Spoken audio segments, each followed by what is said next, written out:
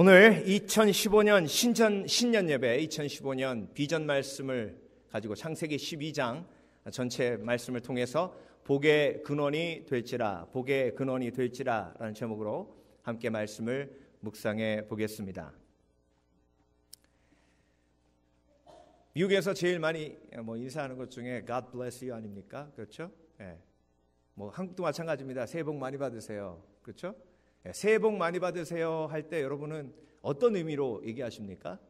어떤 분은 새해 복 많이 받으세요 하는 말이 돈 많이 버세요 라는 말하고 도강이란 말일 수도 있습니다. 왜 웃으세요? 웃으셨다는 건 좀 비슷하다는 얘기거든요. 그렇죠? 새해 복 많이 받으세요 라는 말이 어떤 분에게는 건강하세요 라는 말일 수도 있고요. 새해 복 많이 받으세요 라는 말이 어떤 분에게는 집에 우환이 없기를 바라겠습니다 라는 말일 수도 있습니다. 그런데 이 복이라는 단어를 우리가 명확하게 이해해야 되는데요. 왜냐하면 내가 복받은 사람인가 그렇지 않은가를 내가 알아야 된다는 거죠. 그러니까 만약에 새해 복 많이 받으세요라는 말이 돈 많이 버세요라는 말이라면 내가 부자가 아니면 나는 복 받은 사람 아니에요.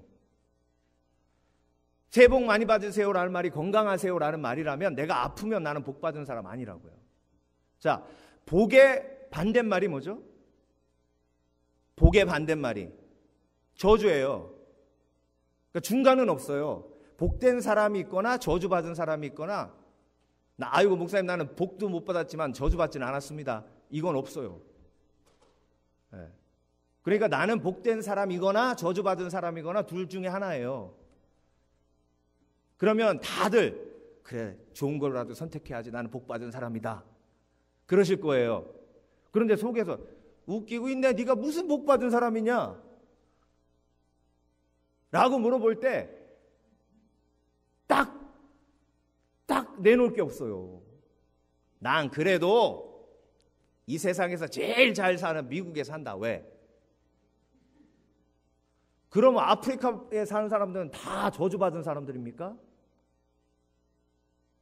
난 그래도 미국에 와가지고 사업도 하나 딱 이렇게 해놓고 집도 하나 딱 해놓고 그래도 좀 괜찮은 차 몰고 다녀. 그러면 집 없는 사람은 다 저주받은 사람들이에요. 그래도 내 자녀들 미국에서 다 그냥 한 자리씩 하고 그러면 자녀들이 잘 못된 사람들은 저주받은 사람이에요.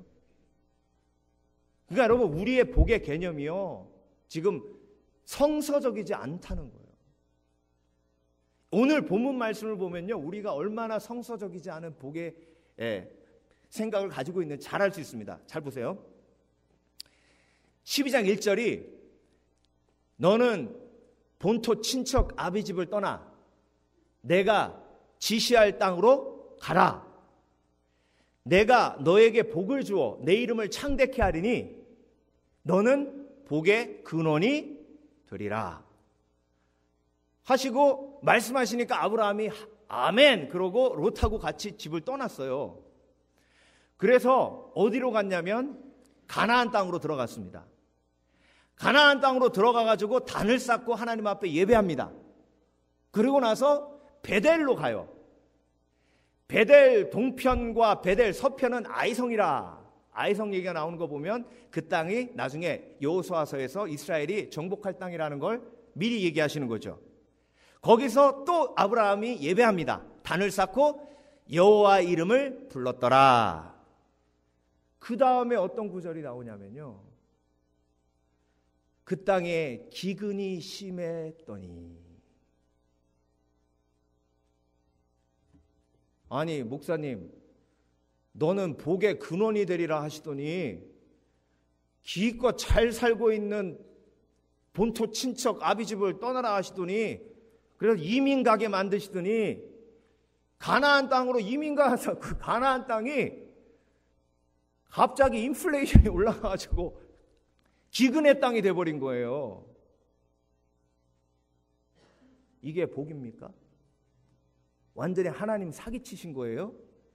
너 복의 근원이 되겠다고 하시더니 완전 쪽박차게 만드셨잖아요. 그래서 아브라함이 아이고 이거 여기 가나안 땅에서 못 살겠다. 이민 한 번 왔는데 두 번 못 가랴. 애굽으로 이민 가자. 그러고 이제 다 짐을 챙겨가지고 그 당시에 제일 잘 사는 애굽, 지금으로 따지면 미국이에요. 이민을 온 겁니다. 근데 이민을 딱 오면서 비행기 안이 아니라 낙타 타고 왔겠죠, 그렇죠? 낙타 안에서 사라한테 뭐라 그러냐면 사라 얼굴을 이렇게 봤다가 고개를 숙였다가 사라 얼굴을 이렇게 봤다가 고개를 숙였다가 여보, 내가 봐도 당신은 참 이뻐. 너무 이쁘다. 근데 당신이 너무 이뻐가지고 애굽으로 내가 이민 가서 다른 사람들이 침 흘리고 나 죽이고 당신 뺏어가면 어떡해. 그러니까 이민 가서는 당신은 내 아내가 아니라 내 누이야. 알겠지? 그래서 너무 이쁜 여자 데리고 살아도 힘들어요. 아브라함이 얼마나 힘들었겠어요. 그래서 아브라함이 미리 그렇게 양해를 구하고 가서 아니나 다를까 바로의 대신들이요 살아보고 해가지고 바로 왕한테 일러가지고요 바로 왕이 당장 대령하겠다 그래가지고 대령을 했더니 당장 결혼 올리자 그래가지고 당신은 나의 부마가 되어 주소서 하고 각종 재물을 다 내린 거 아니에요. 아이고 목사님 하나님이 복을 내리시겠다고 하시는데 진짜 복을 내리셨겠네. 무슨 복이에요? 와이프 뺏겼는데. 그러니까 여러분 우리가 이 복의 개념이요. 복의 개념이 왜 12장에 복을 주시겠다고 하고 계속 이런 엄청난 일들이 벌어질까요? 우리가 제일 원하는 복 중에 가정 무탈이에요. 가정 무탈. 집안에 탈이 없고 그냥 잘 형통하게 잘 가는 거 그거 복이라고 생각하잖아요. 그렇죠? 그러면서 아이고 저 집안은 참 어떻게 그렇게 복이 흘러 넘쳐가지고 참 우환이 없고 저렇게 잘 되기만 해. 아유 우리 집은 그냥 왜 그런데. 여러분 무탈한 게 복이면요 예수님 가정은 저주받은 가정이에요. 예수님의 족보를 볼까요? 예수님의 족보 중에 여인이 4명 나오는데요. 예수님의 족보에 4명의 여인이 아주 가관입니다. 다말은요 시아버지랑 간통해가지고 애를 낳았고요. 라합은 믿음의 여인이긴 하지만 그 전직이 창녀예요. 밧세바는 왕비 되려고 다윗하고 짝짝꿍돼서 남편 죽이고 왕비 됐고요. 룻은 결혼한 지 얼마 안 돼가지고 남편 잃고 그 집안이 아들 셋 다 죽고 남편까지 죽은 여인이 나오미예요. 그 나오미의 며느리가 룻이고요. 아주 집안 가관입니다. 가관. 그 족보가 예수님의 족보예요. 그러면 저와 여러분이 가지고 있는 복의 개념대로면 예수님은 저주받은 가정에서 태어나셨어요.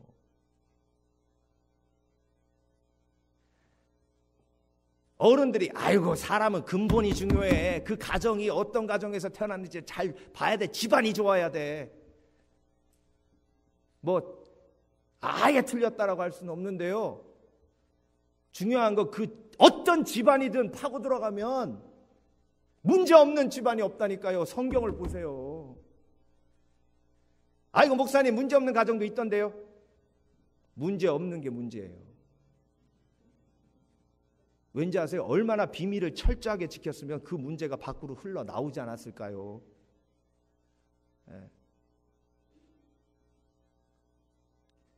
그래서 여러분 아브라함의 하나님께서 복의 근원이 될지라 하신 그 의미를 우리가 오늘 본문을 통해서 명확하게 깨달아야 될 줄 믿습니다. 그래서 내 속에 있는 복의 개념이 뒤집혀야 내가 정말로 진실로 복받은 사람이란 걸 깨닫고 믿게 됩니다. 그런데 나는 아무리 나에게 너는 복받은 자야, 너는 복댕이야 라고 외쳐도 세상은 웃기고 있네 하면 그 생각과 결단이 무너지면서 복은 쥐뿌리 복, 예수 믿고 더 안 좋아졌다, 이런 헛소리만 하고 있으니까 내가 답답한 거 아닙니까? 내 삶이. 자, 여러분, 1절에 비밀이 있어요. 1절에. 자, 1절에 뭐라 하셨습니까? 아브라함에게 하나님께서 너는 본토, 친척, 아비 집을 떠나 내가 지시할 땅으로 가라. 그러면 하나님이 왜 아브라함이 그냥 본토, 친척, 아비 집에 머물러 있어도 되는데 복 주시는 데는 사실 장소가 필요 없잖아요. 그냥 복을 부어주시면 되지. 근데 왜 하필 본토, 친척, 아비 집을 떠나라고 하신 다음에 내가 너에게 복을 주어 내 이름을 창대케 하려니 너는 복의 근원이 되리라 하셨을까요? 아브라함의 고향은 우상이 가득한 곳이요, 아브라함의 아버지 데라의 직업이 뭐예요? 우상장사예요. 그러니까 우상의 땅을 떠나 내가 너에게 지시한 예배의 장소로 가라. 그래서 그 축복이라는 단어, 그 단어가 히브리어로 브락이라는 단어입니다. 따라하십니다. 브락. 벼락이 아니라 이거 완전 다른 말이에요. 벼락 맞을 노니엄, 완전 다른 말이에요. 외우기 쉬우려면 미국 대통령이 이름이 뭐예요? 브락. 벼락이 아니고 브락 오바마. 풀네임이 브락 후세인 오바마예요. 브락이라는 단어는 히브리어에서 축복하다, 찬양하다, 예배하다, 감사하다라는 뜻이 담겨져 있는 예배의 언어입니다. 그래서 내가 너에게 복을 주어 내 이름을 창대케 하리니 너는 복의 근원이 되리라 라는 말씀은요, 지금부터 아브라함아, 내가 너에게 복을 주어 네 입속에서 찬양이 나오고 감사가 나오게 하리라. 그래서 나를 예배케 하리라. 그래서 내 이름이 창대케 되는 건요, 그 창대라는 말을 사실 제대로 번역하면 아름다워진다는 거예요. 그래서 여러분, 어떤 사람의 이름을 딱 들었을 때 그 사람과의 관계가 좋으면 그 사람의 이름이 아름답습니다. 그래야 안 그래요? 그렇죠? 장동건하고 한 번도 싸워본 적이 없잖아요. 그러니까 장동건 하면 이렇게 되잖아요. 그렇죠? 얼굴만 봤으니까 멋있으니까. 그렇죠? 그런데 가까이 있는 사람의 이름을 딱 떠올렸을 때 하기가 쉽지 않습니다. 여러분 자녀 이름을 딱 떠올리면 하십니까? 그러면 감사한 일이에요. 근데 이놈의 자식 이러면요, 이름을 떠올릴 때 이놈의 자식 그러면요, 벌써 관계가 이렇게 어그러진 거예요. 내 이름을 창대케 한다? 관계에 샬롬을 허락해 주신다는 거예요. 그 관계의 샬롬이 찬양하는 삶, 감사하는 삶, 예배하는 삶. 그러니까 우상을 떠나서 너를 예배케 만들겠다는 거예요. 그리고 너는 복의 근원이 되겠다는 말이 뭐예요? 세상의 모든 민족이 너를 통해 나에게 예배할 거라는 거예요. 믿음의 조상이 돼서 세상 모든 민족이 너를 통해 나를 뭐하라? 예배하게 되리라. 그래서 여러분, 나는 복받은 자예요. 왜? 하나님을 예배할 수 있기 때문에. 그러니까 God bless you 라는 말은요, 당신도 하나님을 예배할 수 있습니다 라는 뜻이에요. 할렐루야라는 말은 뭐예요? 여호와를 찬양하라, 예배하십시오 라는 말이에요. 예배가 얼마나 복된 것인가. 예배하는 사람이 복된 사람이요. 여러분, 마이클 잭슨이요 복된 사람입니까? 제가 아는 분 친구가요, 2세 변호사인데 마이클 잭슨 어린이 성추행 사건 일어났을 때 변호섰습니다. 제가 그분을 한 다리 건너서 들었는데요. 그분 변호사, 마이클 잭슨의 변호사가 뭐라 그러냐면, 제가 여쭤봤어요. 진짜 그랬대요? 아유, 그럴 사람이 아니라는 거예요. 그러면서 한 말이 너무 불쌍하대. 그래서 제가, 아니 마이클 잭슨이 왜 불쌍해요? 팝의 황제. 한 달에 마이클 잭슨의 모든 가진 걸 운영하기 위해서 150만 불이 든답니다. 유지비가 150만 불. 저 산타바바라에 있는 그 집은요, 매직 마운틴 같이 멋지대요. 안 가봐서 모르는데. 네. 그런데요, 마이클 잭슨이 정말 복된 사람인가는 좀 퀘스천 마크가 있어요. 제가 좀 연구를 해봤어요. 그래서 마이클 잭슨의 삶에 대해서. 잭슨 5로 데뷔하게 되는데요. 아버지 조셉 잭슨이 원래 밴드에서 기타리스트였습니다. 그리고 중장비 운전하면서 자기가 음악을 했으니까 자기 자녀들 5명을 음악을 가르치는데 밴드를 만든 거예요. 그게 잭슨 5예요. 그런데 밴드를 만들어서 공연을 하기 시작하는데 그 공연을 통해서 입장 수익을 받는데 25센트씩 받아가지고 공연이 짭짤해요. 그런데 그 속에서 재능을 발견하는데 마이클 잭슨의 재능이 심상치가 않은 거예요. 그래서 아버지가 음악하는 사람이기 때문에 얘 되겠다 싶어가지고 그때부터 강훈련을 시킵니다. 채찍을 들고 앉아가지고 해봐 해가지고 제대로 못하면 그 가족들 다 죽는 거예요. 채찍에 맞아가지고. 오프라 윈프리 쇼에 마이클 잭슨이 나와서 아버지에 대해서 오프라 윈프리가 물어보니까 뭐라 대답했냐면, 나는 아버지를 보기 싫습니다. 아버지만 보면 구역질이 납니다. I'm vomiting whenever I see him. I'm scared of him. 난 아버지가 너무 무서워요. 얼마나 채찍으로 패고요, 발로 밟고. 그리고 너 왜 이렇게 못생겼니? 그러면서 너 코가 꼭 주먹코로 너 왜 이렇게 못생겼니? 계속 그랬대요. 그래서 마이클 잭슨이 성형 중독에 걸린 것이 아닌가, 심리학자들은 그렇게 얘기합니다. 아버지 같은 외모가 되기 싫다는 거예요. 나는 그냥 막연하게 백인을 동경했나 보다라는 생각을 했는데 그게 아니라 아버지와 같은 외모가 갖기 싫다. 심지어 아버지가요, 발로 차다가 잘못해서 고환을 찬 거예요. 그것도 2번이나. 그래서 마이클 잭슨이 불임이에요. 아버지한테 맞아서. 유언장에도요, 아버지 이름은 없습니다. 마이클 잭슨이 약물 과다 복용으로 죽은 후에 아버지 조셉 잭슨이 언론과의 인터뷰에서 이렇게 얘기했습니다. 아들이 죽고 난 후에 힘들지 않으십니까? 아닙니다. 난 괜찮습니다. 나에겐 지금 성공적으로 잘 나가고 있는 레코드 회사가 있습니다. 그래서 나는 슬프지 않습니다. 욕 바가지로 먹었어요. 그렇게 얘기해가지고.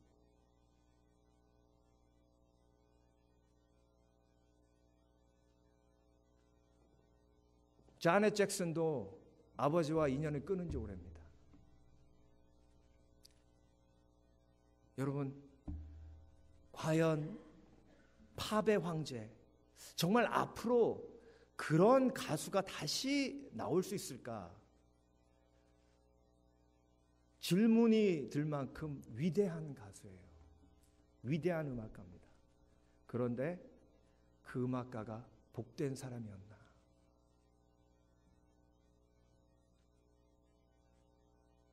그 누구도 아버지를 용서하라고 얘기해 주는 사람이 없었다는 거죠. 죽기 전에 아버지와 화해할 수만 있었다면. 아니, 그 이후에 아버지와 화해하고 그 상처가 치유됐으면 약물에 손을 대지 않았을 수도 있지 않았을까. 마이클 잭슨이 아이들을 그렇게 좋아했대요. 나중에 그 아동 성추행으로 고소했던 그 아이의 아버지, 특히 그 아이가요, 솔직하게 다 얘기했어요. 아버지가 마이클 잭슨이 나한테 성추행했다고 말하라고 시켰다고. 마이클 잭슨은 아이들을 좋아한 거지 아이들에게 그렇게 해코지할 사람이 아니었다는 거죠. 왜 아이들을 그렇게 좋아했나? 자기의 어린 시절을 잃어버렸기 때문에 아이들과 놀고 친구들과 놀고 게임하고 그리고 부대끼면서 서로 놀 그 시간에 노래 연습만 공연만 다녔으니까 자기 어린 시절을 모두 송두리째 다 빼앗긴 거예요. 그러니까 아직도 어린아이로 남아있어서 자기가 어린아이니까 자기 연령에 맞는 그 친구들과 놀고 싶었던 거예요.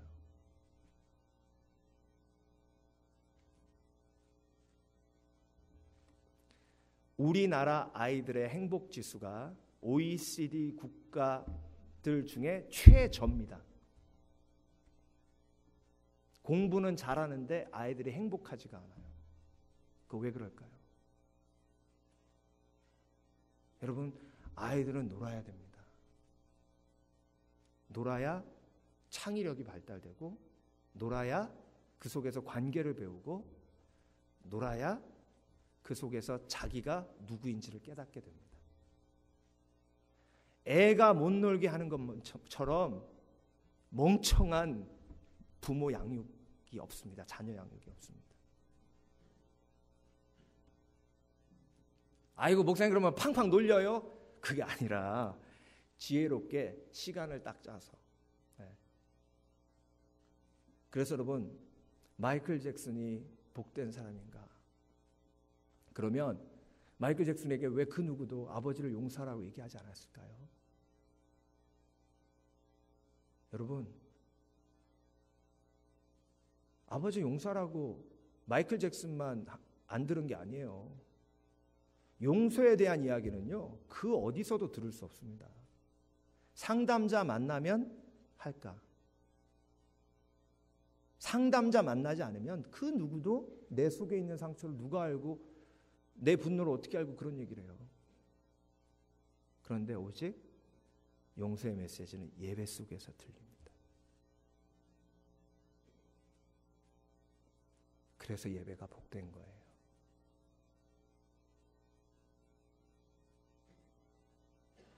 Everything perfect gift. 모든 완벽한 선물은 주께로부터 오나니. 그 완벽한 선물을 하나님께서 주시는 통로가 바로 예배예요. 예배를 통해서 내가 치유되고 회복되고, 예배를 통해서 내가 깨닫고, 예배를 통해서 내가 죄인임을 깨닫고 회개할 때에 그 속에 관계 회복이 일어나고, 관계 회복이 일어나야 평화가 찾아오는 거 아니겠습니까? 이렇게 되면 예배가 필요 없죠. 영화 한 편 봤더니 그냥 평안이 확 회복돼 버렸네. 그냥 코미디 영화 이번에 더맨더머 2가 나왔는데 그거 봤더니 그냥 평안이 확 회복돼 버렸어. 저런 영화 매일 봐야 되나? 이러면 얼마나 좋겠어요. 예? 예. 아이고, 드라마 10편 봤더니 그냥 스트레스가 확 풀리면서 평안이 다 회복돼 버렸네. 예. 아이고, 너무 좋아. 예. 샤워하고 났더니 그냥 불안한 마음이 싹 가시고 평안이 쫙 임해가지고, 아이고, 샤워 그냥 하루에 2-3번 더 해야 되겠다. 그러면 얼마나 좋겠어요. 여러분은 어디서 평안이 회복되십니까? 딴 데 있으세요?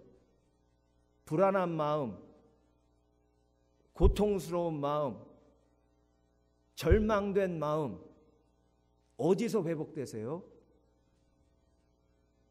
예수 그리스도 안에서, 예배 속에서 회복되는 줄 믿습니다. 그래서요, 아담이 처음 범죄했을 때 하나님이요, 아담에게 Where are you? 어디 있냐 물어보셨어요. 하나님이 What are you doing? 너 뭐 하고 있냐 물어보셨어요. 그게 왜 중요한지 아세요?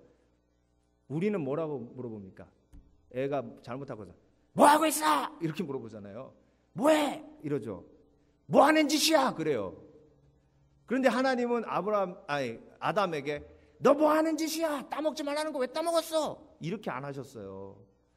Where are you? 어디 있어? 아담아 어디 있느냐? 그 얘기가 뭐예요? 내 안에 있어야 되는데 내 안에 있는 게 뭐예요? 예배예요. 나는 포도나무요 너희는 가지니. 그게 요한복음 15장이고 14장에 평안을 너희에게 끼치노니 평안을 너희에게 주노라. 내가 주는 평안은 세상 것과 같지 아니하니 너희는 걱정하지도 말고 근심하지도 말라. 너희가 내 안에 있을 때 평안이 회복된다는 거예요. 예수 그리스도 안에 있을 때 평안이 회복되는 거예요. 아담에게만 그렇게 얘기하시는 게 아니에요. 저와 여러분에게도 지금 이 시간 예배의 처소에 있는 여러분들에게는 내가 내 안에 있기에 내가 기쁘다라고 말씀하시지만 예배의 시간에 예배의 처소에 있지 않으면 하나님이 물어보세요. 아담에게 얘기하신 것처럼 Where are you? 너 어디 있니? 네가 지금 거기에 있을 때가 아니야. 내 안에 있어야 평안이 회복돼. 내 안에 있어야 해. 그래서 여러분, 너는 복의 근원이 될지라 하신 것은요, 내가 어디 가든지 예배하는 사람이 되어 그 예배하는 나를 통해 그곳에 하나님의 샬롬 평강이 임하게 하시겠다는 하나님의 계획입니다. 그래서 이 말씀을 깨달으신다면 올해부터요, 가정에서 예배하시길 예수 그리스도 이름으로 축원합니다. 여러분의 가정이 예배의 초소가 되는 것이 가장 복받은 가정이에요. 제가 오래전에 한 장로님의 댁을 방문할 때가 있었는데, 근데 그 장로님 댁을 방문하니까 거실에 이런 악기들이 다 셋업이 되어 있어요.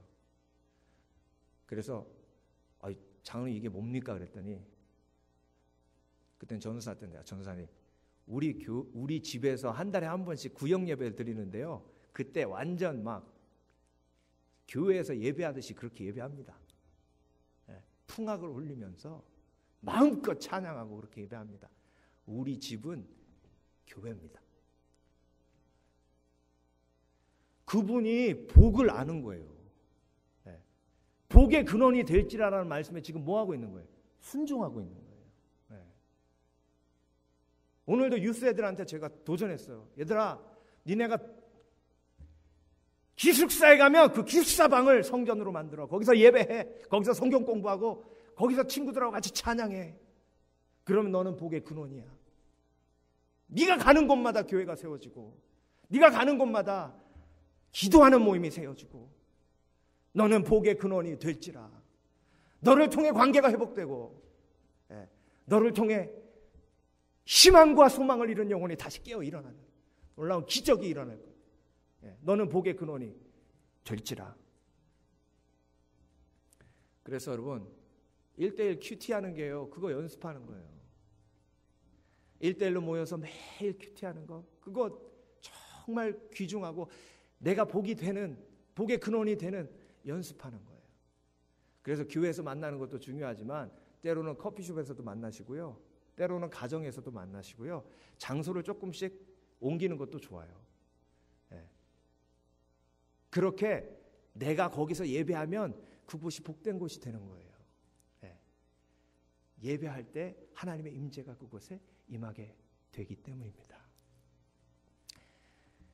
기타리스트 중에 지미 핸드릭스라는 전설적인 기타리스트가 있습니다. 지미 핸드릭스는 말로 표현할 수 없을 만큼의 천재성을 가지고 있는 기타리스트고, 또다시 그런 기타리스트가 나올까 의문이 들 정도로 팝의 황제 마이클 잭슨이 있었다면 기타에는 지미 핸드릭스가 있었습니다. 그런데 지미 핸드릭스가 70년대 1970년으로 기억합니다. 무대에서 막 기타를 치다가 갑자기 기타를 풀로 헤치고 앰프에다가 기타를 내리칩니다. 그래서 기타를 다 망가뜨렸어요. 아마 그때부터 이 공연장에서 기타 부시는 일들이 생기기 시작했지 않았나는 생각을 합니다. 근데 중요한 건요, 지미 핸드릭스가 왜 그렇게 했냐는 거예요. 정말 기타를 치고 무대에서 모든 사람들의 환호를 받아도 자기가 안 행복한 거예요. 안 기쁜 거예요. 그래서 이 썩을 놈의 세상, 이 썩을 놈의 인생, 그러고 두드려 패서 깬 건데 사람들은 와!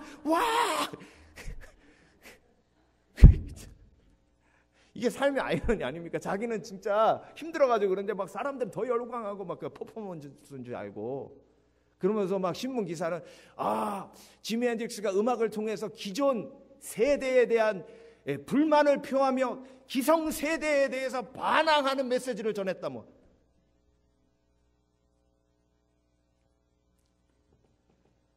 그러고 나서요, 마지막 콘서트입니다. 지미 핸드릭스의 인생의 마지막 콘서트에서 공연이 다 끝나기 전에 무릎을 꿇고 마이크를 들고 이렇게 고백합니다. 여러분, 이 중에 참된 평안을 얻을 수 있는 방법을 아는 분이 계십니까? 그러면 무대 뒤에서 저를 좀 만나 주십시오. 제가 그 얘기를 듣고 목사도 락 콘서트에 꼭 가야 되겠다는 생각을 했어요. 제가 그 자리에 있으면 막 손들고 나 그래가지고 가가지고 짐이 사회적으로 성공한다고 해서 행복한 게 아닙니다. 모든 걸 다 가지고 있다 해도 솔로몬은 헛되고 헛되니 모든 것이 헛되고 다 했습니다. 복된 사람은 예배하는 사람이요, 예배하려면 예수 그리스도를 영접해야 됩니다. 하나님이 세상을 이처럼 사랑하사 독생을 주셨으니 이는 저를 믿는 자마다 멸망치 않고 영생을 얻게 하려 하십니다. 평을 너에게 끼치는 평을 너에게 주나 내가 주는 평안은 세상 것과 같지 않으니 너희는 걱정하지도 말고 근심하지도 말라 하셨습니다. 그러면 지미 핸드릭스가 거기서 무릎을 꿇고 반 목사님, 오늘부터 시미밸리 교회 내가 나가겠습니다. 예수님을 영접하고 내가 조지 집사님 퍼스트 기타, 내가 세컨 기타 해가지고 하나님 앞에 영광을 돌리겠습니다. 그러고 그랬을 텐데 참 제가 그 자리에 없었어요. 그게 1970년이니까 저 태어나지도 않았어요. 아주. 근데 무대 뒤로 찾아온 사람이 한 사람도 없었답니다. 그리고 몇 개월 있다가 지미 핸드릭스는 약물 과다 복용으로 이 세상을 뜨게 됩니다. 여러분, 그 험한 락 콘서트장에 복의 근원 한 사람이 있었다면 하는 생각을 하게 됩니다. 오늘 2015년 신년 예배를 통해 하나님이 우리에게 너는 복의 근원이 될지라 라는 메시지를 주십니다. 내가 복된 이유는 내가 예배자이기 때문에 복된 겁니다. 기도하겠습니다.